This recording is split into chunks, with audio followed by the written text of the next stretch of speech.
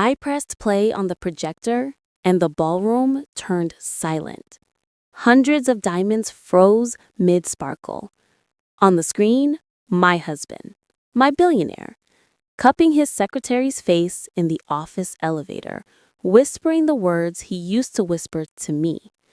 He didn't know I was behind him yet.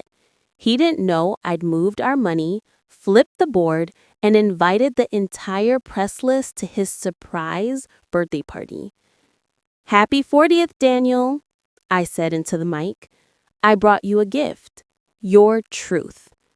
The bow-tied violinist froze with his bow in the air. Champagne went quiet. My red dress felt like armor. Daniel turned slowly from the cake, a pyramid of white sugar and edible gold. His jaw locked. Beside him stood Ava, the secretary, with a smile collapsing from polite to panicked. The video rolled. A grainy elevator camera, a silver watch, his hand on her wrist. The room shifted from warm to cold like air conditioning kicked to max. Daniel lunged for the projector cable. Security moved. My security, not his. Two men in black suits blocked him. He glanced at them and swallowed, finally noticing the badges. Monarch Risk. My hire from 3 days ago. "Laura," he said softly, my name breaking into 3 hard pieces. "Turn it off." I tilted my head. Steady. "Why? You always said transparency is good for investors." People watched us like a tennis match. His face, my face, the screen. The candle flames on the cake wavered. The PR director, a woman with perfect hair, stepped back into a shadow like she was trying to shrink into a pocket. Flash bulbs popped. I had invited the press. I wanted a record. But this wasn't a revenge about crushing. It was a revenge about choosing. Ava touched her necklace, thin gold, shaking. She looked 19 under the ballroom lights, though I knew she was 30. Her eyes found mine, pleading. It surprised me that a piece of me wanted to forgive her, but forgiveness, I'd learned, isn't a single act. It's a long road after a long fire. "Please," she whispered, but I didn't know who she was asking. The clip ended on a soft ding of the elevator reaching the lobby. The screen went black. The ballroom sighed. "Speech?" I asked Daniel, and offered him the mic. He didn't take it. So I did. A month before the gala, our maid handed me a silk pocket square while sorting dry cleaning. "Madam, do you want this washed with the blues?" she asked. There was a lipstick mark on the corner. Coral. Warm. Not my shade. I smiled like it was nothing. "Yes, please." I folded the square in half and slid it into my pocket. My heart did that hollow drum beat it does when your body knows before your mind agrees. I could have called him. I could have asked a simple question with 1,000 possible lies for answers. Instead, I brewed tea. I sat by the window and watched the traffic string lights across the bridge. I took a photo of the smudge and sent it to no one. Then I opened our shared calendar. He had board prep blocked from 6 p.m. to midnight for the next 3 nights. Our board is not a midnight kind of board. People think money means certainty. Money is just a louder kind of storm. The first time I met Daniel, he was a grad student with a broken laptop. He asked if he could borrow mine because his thesis was in a fragile state. He called it fragile like it was a living thing, something you could bruise. He has always had the right words. He still does. But words should match actions. I looked at him gently, like you look at photos of yourself before you knew the ending. Tonight, you're seeing a short film. But it's not the whole story. Let me tell you the whole story. He clenched his teeth. "Laura, not here." "Here," I said, and my voice didn't shake. Our home office smells like leather and printer ink. I sat at his desk and opened QuickBooks. I wasn't looking for money to steal, I was looking for patterns. I found the watch first. Daniel's gifts to himself are always claws of light, thin and vicious, but this one wasn't on his credit card. It was on the corporate card, coded as executive supplies. He wore it only sometimes, mostly on Wednesdays and when he flew private. I checked the jet logs, the ones I pretended not to understand. The jet went to Miami 3 times in 2 weeks, with short stays. No investor meetings in Miami, no board members there. But a new vendor? A compliance issue? I opened his email. I typed Ava. For a second, nothing came up. Then I remembered he never used names. He used initials like puzzles only he could solve. I typed A. That was like searching the sky for blue. So I went smaller. I typed elevator. That elevator had a maintenance request last month, filed at 2 a.m. I called the building manager and said I was Daniel's assistant. People tell you everything when you act like you already know half of it. We had to pull the security footage, he said. We keep backups. Legal requested a copy, said there was an incident with a spilled carton. Right, I said, writing down the case number. That's us. Thank you. I hung up and my hands shook only after the call ended. The footage showed what you already saw, but it also showed his face before and after, the open smile he reserves for winning. And I remembered the last time he smiled like that to me. We were 25, in a tiny apartment. He brought home a bag of oranges and a secondhand rug, and he laid the rug down like a red carpet. We're going to make it, he said. I just have to keep my promises. He kissed me with citrus on his tongue. I believed him like gravity. In the present, I copied the footage.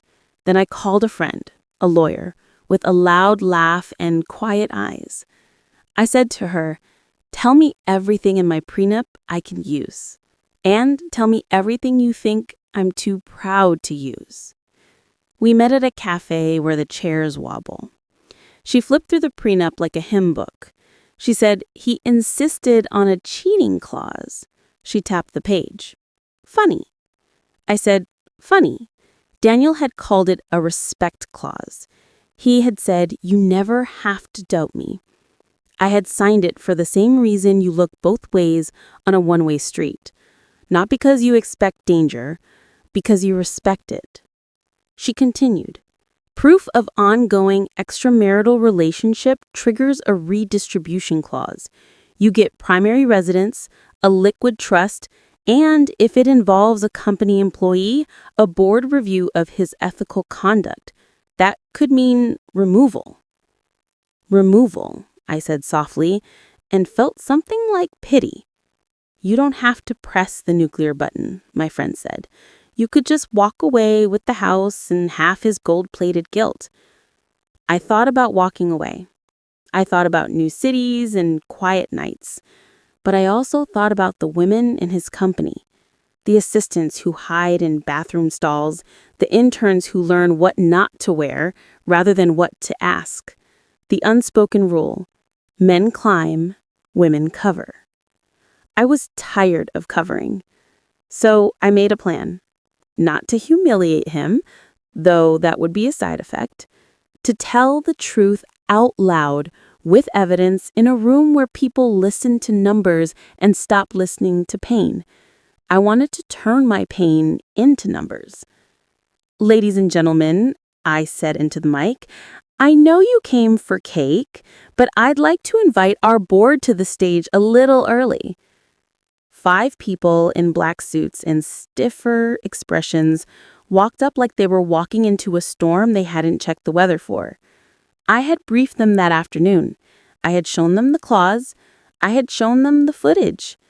I had said the words I never thought I would say. This is not about love anymore. This is about leadership. Daniel took 2 steps toward me, then stopped when Monarch Risk shifted.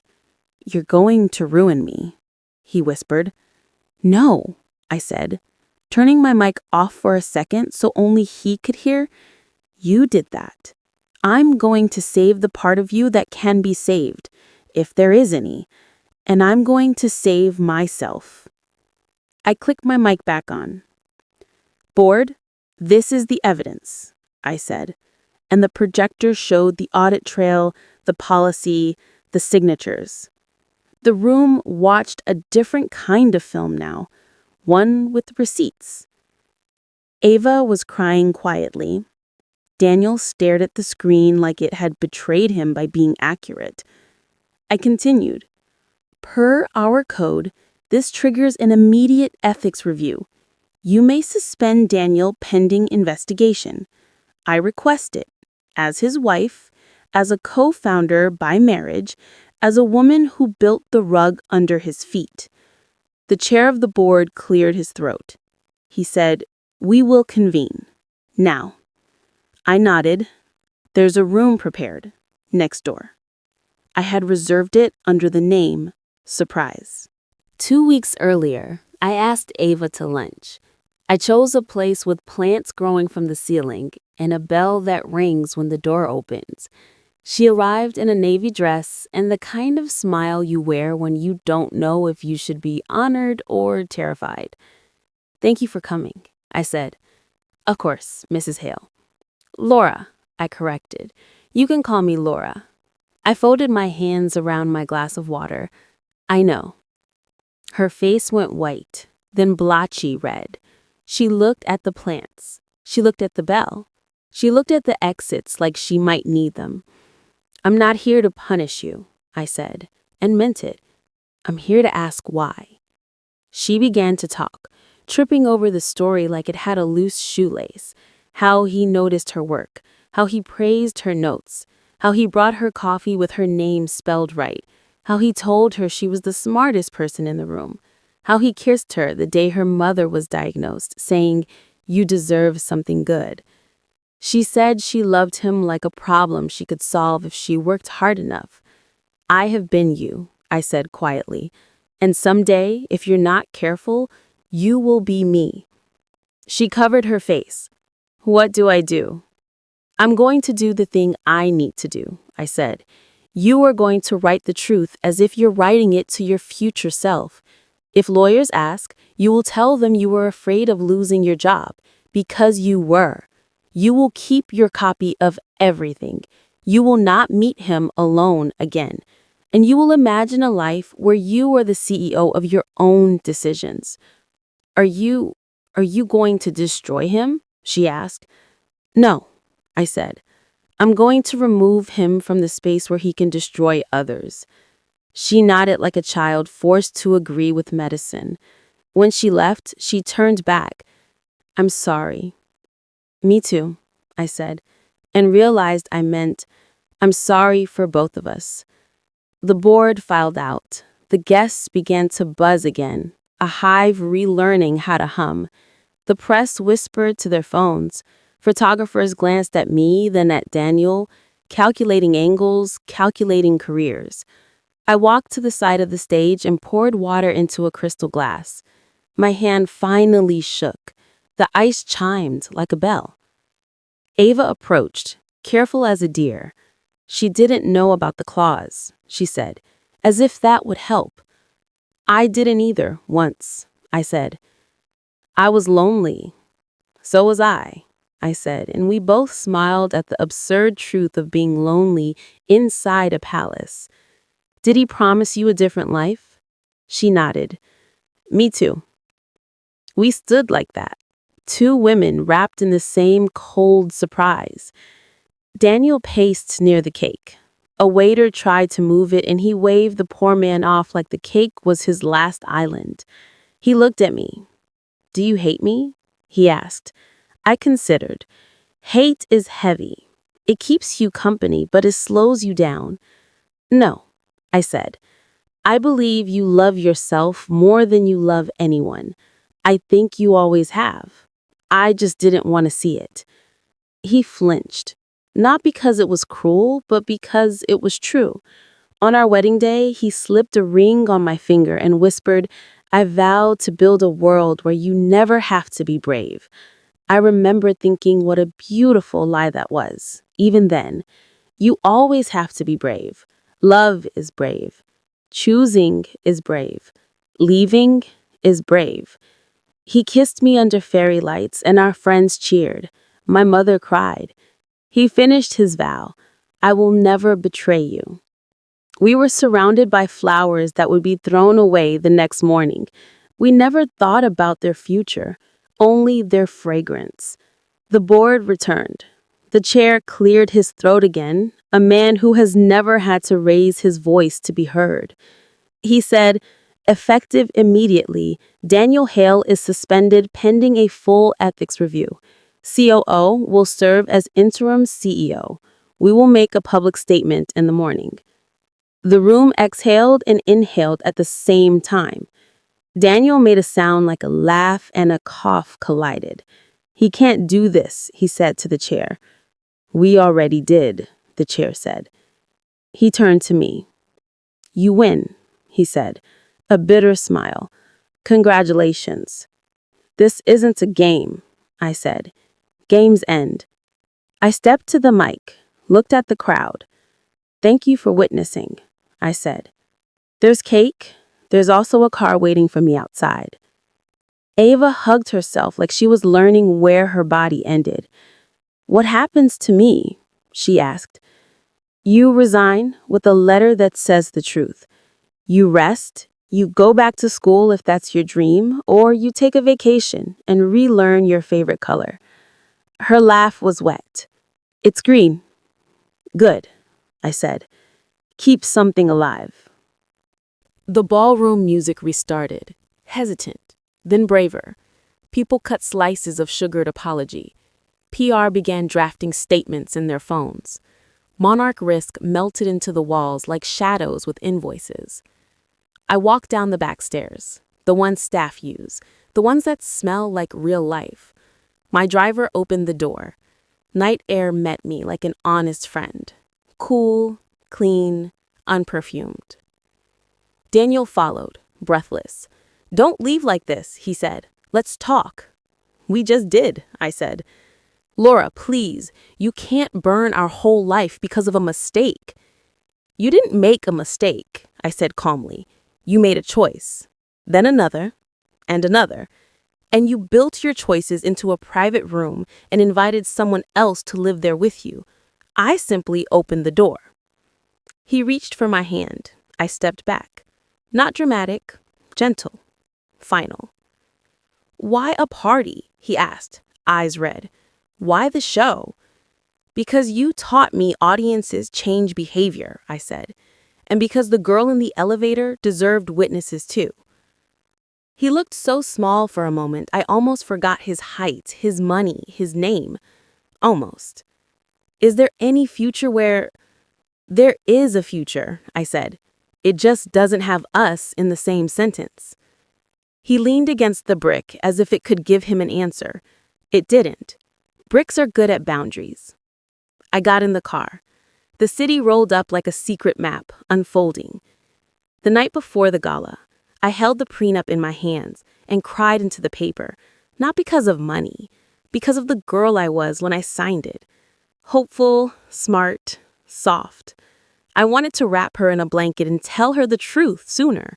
But time only moves forward, even when our stories folded back and forth.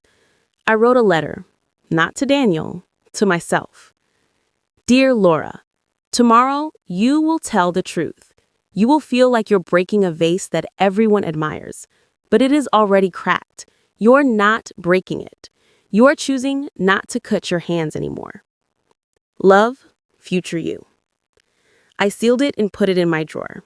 I slept for 3 hours and woke up knowing I was strong enough. Headlines bloomed like bruises. Billionaire CEO suspended amid alleged affair. Wife plays elevator video at gala. The internet did what it always does. Judge, joke, forget, remember, move on, return. My phone rang. My mother cried again. My friends sent soup emojis. My lawyer sent bullet points. Ava emailed me her resignation. It was 5 sentences long, and it did not apologize for the wrong things. I was proud of her and heartbroken for her at the same time, a very human feeling. Daniel texted, "We need to meet, for lawyers." I replied, "My lawyer will coordinate." He wrote, "Are you happy now?" I stared at the question. I thought of our rug, of oranges, of the way people change and don't change. I typed, "Happiness isn't a prize for hurting someone. It's a garden I will tend without you." I put down the phone and went to the kitchen. I sliced an orange. The smell felt like time travel. I ate it slowly, letting the juice remind me that sweetness can exist after bitterness. There was a night 2 years ago when Daniel came home smelling like new soap. Not cologne, soap from a sink that isn't yours. He hugged me like he was sorry for the thing he hadn't done yet. I asked, "Long day?" He said, "You have no idea." I kissed his collarbone and chose trust.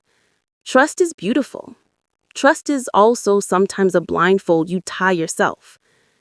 I don't blame myself for believing him. Love without trust is not love.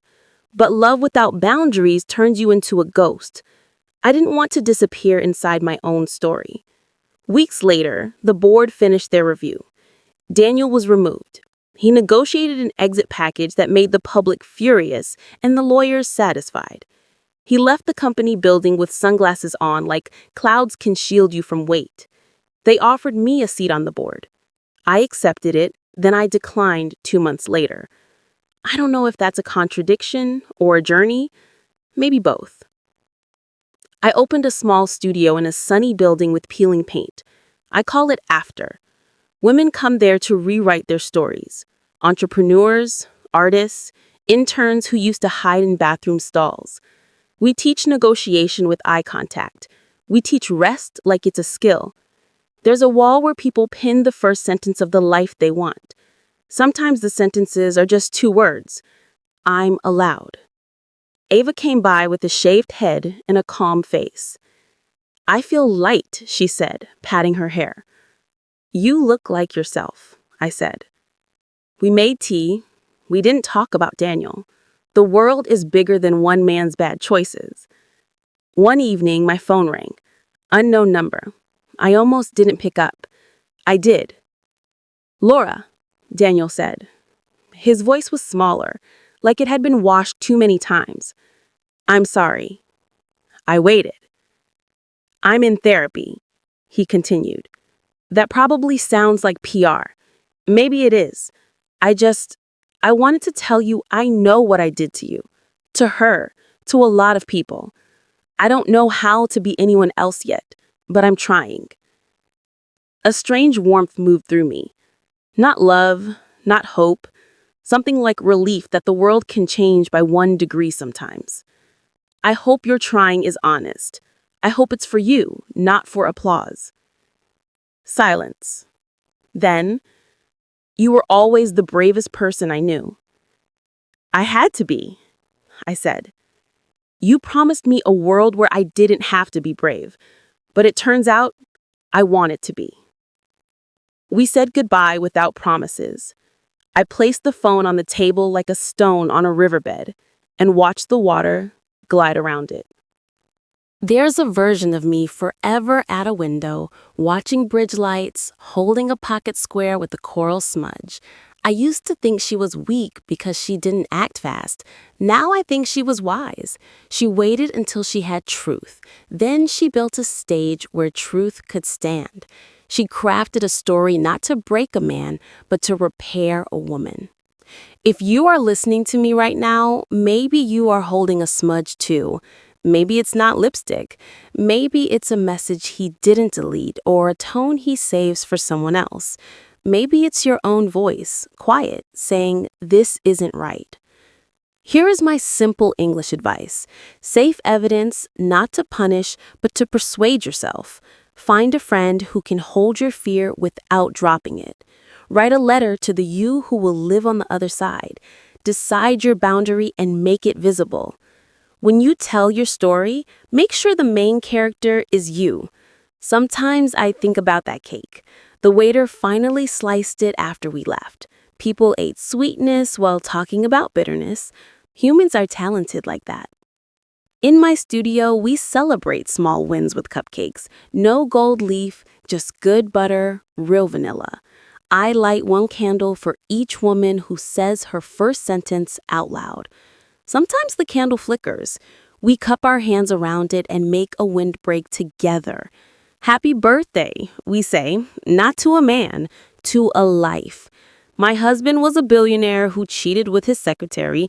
That is the headline. It's not my story. My story is this. I learned that revenge is not screaming in the dark. It is speaking in the light. It is reordering the room so harm can't hide. It is protecting the next person even if you still shake. People asked if I regret the party. I don't. I regret the years I spent telling myself it wasn't that bad. I regret teaching myself to take tiny bites of silence so I wouldn't choke on the truth. But regret is just information for the next chapter. The woman I am now keeps orange peels in the clear jar by the window. The sun warms them and the room fills with the smell that feels like a promise, but not the fragile kind. The kind you make to yourself when no one is watching. And if you're listening with your own smudge, your own small proof, hear me. You don't need a ballroom to be brave. You need your voice, your plan, and your boundary. The world will rearrange around the shape of your no. I know because I stood in a red dress under a chandelier and watched 1,000 diamonds go still. I watched power move from a man's confident hand to the quiet space inside my chest where the truth lived. I told the story, straight and simple. I let the facts be loud. And I walked out into the night, not destroyed, decided. That's it. That's the whole film. Roll credits on the old life, lights up on the new one.